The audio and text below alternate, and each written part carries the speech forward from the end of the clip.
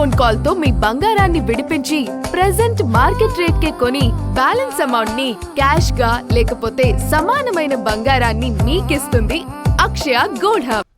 Bharat EU మైత్రి బంధం సరికొత్త శిఖరాలకు చేరింది.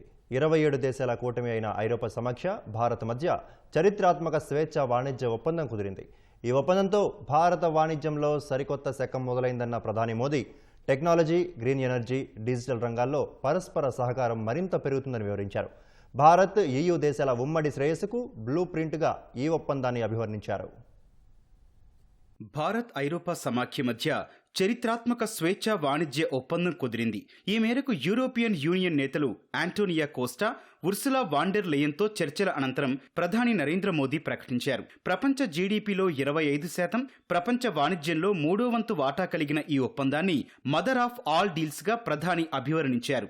ఈ ఒప్పందం వల్ల 140 కోట్ల మంది భారతీయులకు, కోట్లాది మంది యూరోపియన్లకు అపారమైన అవకాశాలు లభిస్తాయని పేర్కొన్నారు. Britain, European free trade association EFTAతో ఇప్పటికే ఉన్న ఒప్పందాలకు ఇది అదనపు బలాన్నిస్తుందని చెప్పారు. ప్రపంచ సరఫరా గొలుసు మరింత బలోపేతమవుతుందని తెలిపారు.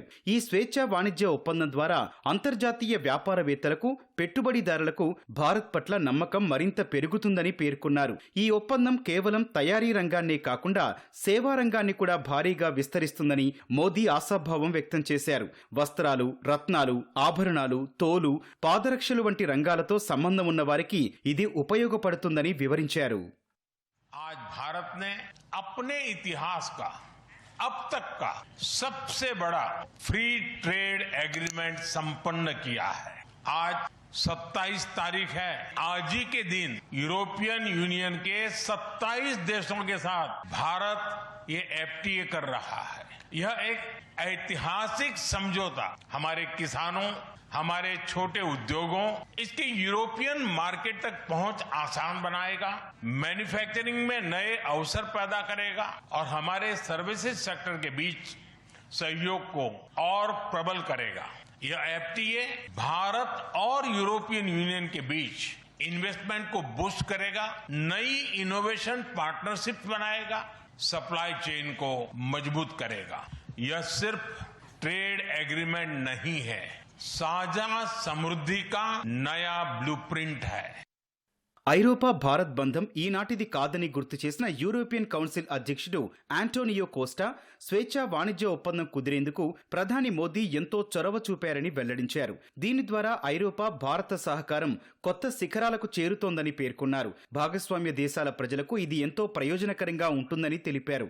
మదర్ ఆఫ్ ఆల్ డీల్స్ ను సుసాధ్యం చేశామని యూరోపియన్ కమిషన్ అధ్యక్షురాలు ఉర్సులా వాన్ డెర్ లెయన్ తెలిపారు. ఐరోపా భారతదేశానికి రక్షణ రంగంలో సహకారానికి సుదీర్ఘ చరిత్ర ఉందని, దీన్ని మరింత బలోపేతం చేస్తామని వివరించారు.